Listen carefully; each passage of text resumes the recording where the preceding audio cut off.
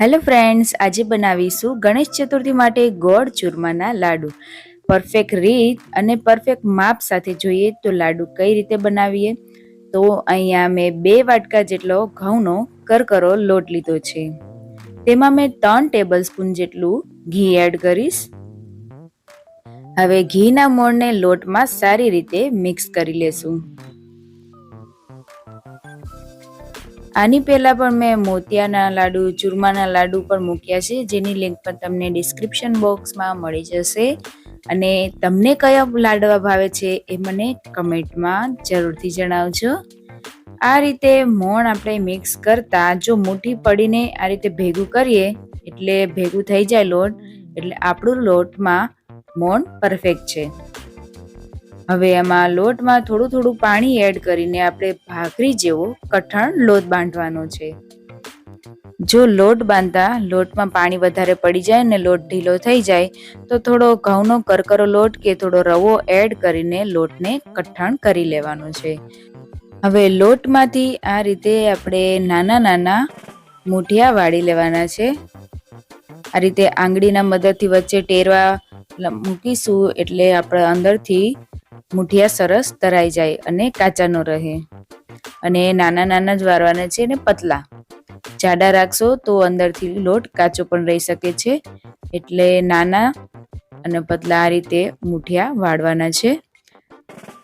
આપણે બધા મૂઠિયા રેડી થઈ જાય ત્યાં સુધીમાં આપણે તેલ પણ ગરમ કરવા મૂકી દેવાનું છે. તો મૂઠિયા આપણા અહીંયા રેડી છે અને તેલ પણ ગરમ થઈ ગયું છે. તો એને ચેક કરવા માટે આ રીતે થોડું એડ કરશું અને તરત ઉપર આવી જાય એટલે મૂઠિયા આપણે તળી લેવાના છે. હવે મૂઠિયાને આપણે મીડિયમ ગેસ ઉપર ગોલ્ડન બ્રાઉન કલરના થાય, થોડા બ્રાઉન થાય ત્યાં સુધી આપણે તળી લેવાના છે. અને થોડી વાર થાય પછી એને ફેરવી લેશું મૂઠિયાને. આ મૂઠિયાને તળાતા મેક્સિમમ 5 થી 10 મિનિટ જેટલો ટાઈમ લાગે છે. મેં મૂઠિયા એક સાથે જ નાખી દીધા છે, કારણ કે મારા મૂઠિયા પણ એટલા વધારે હતા નહીં, એટલે મેં એક ઘાણામાં જ મૂઠિયા તળી લીધા છે.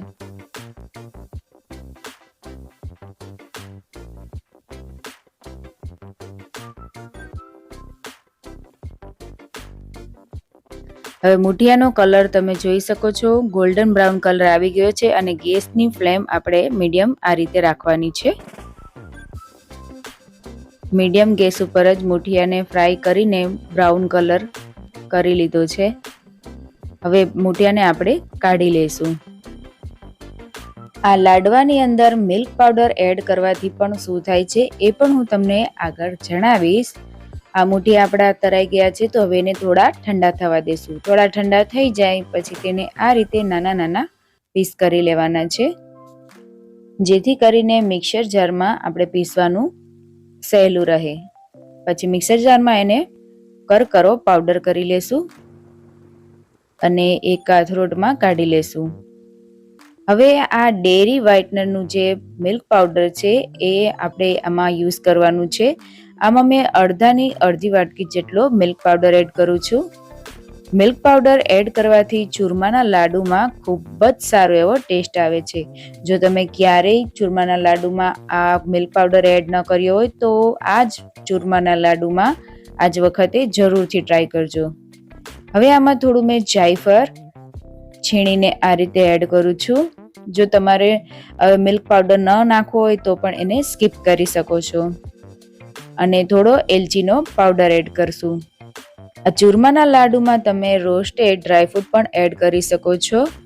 મેં અહીંયા ડ્રાયફ્રૂટનો પાવડર કરેલો છે એ યુઝ કરવાની છું, જે આગળ હું બતાવીશ. હવે આપણે ગોળ જે વાટકીથી આપણે ઘઉંનો લોટ લીધો હતો એ જ વાટકીના માપ પ્રમાણે 2 વાટકી ઘઉંનો લોટ હતો, તો 1 વાટકી આપણે ગોળ લેવાનો છે અને એ જ વાટકીના માપ પ્રમાણે આપણે ઘી લેવાનું છે. તો 1 વાટકી આમાં આપણે ઘી એડ કરીશું. હવે ગોળને આપણે ઉકાળવાનો નથી, થોડો મેલ્ટ થાય ત્યાં સુધી ગેસ ચાલુ કરીને હલાવશું.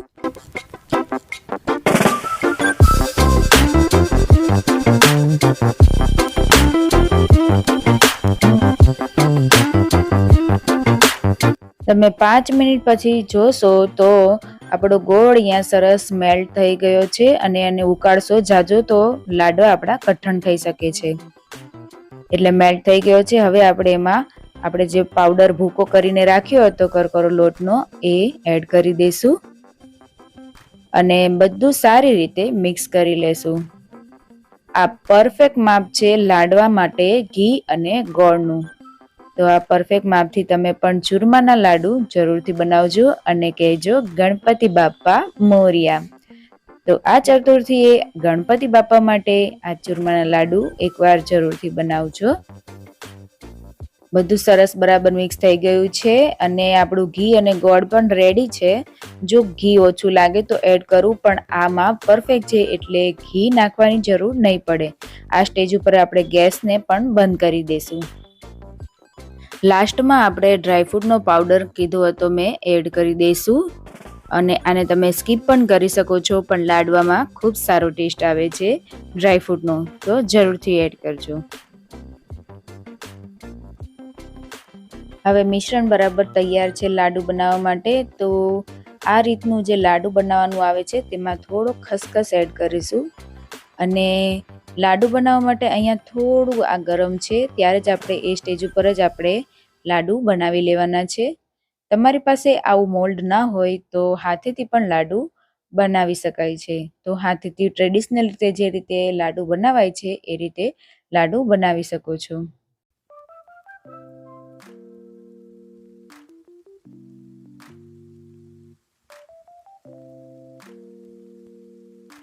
તો અહીંયા ગણેશજીને ધરાવવા માટે ગોળ ચૂરમાના લાડુ આપણા તૈયાર થઈ ગયા છે. તો ફરી મળીશું આપણે નવી રેસીપી સાથે. ત્યાં સુધી હેપી રહો, હેલ્ધી રહો. જય હિન્દ, જય સ્વામિનારાયણ. ગણપતિ બાપ્પા મોરિયા.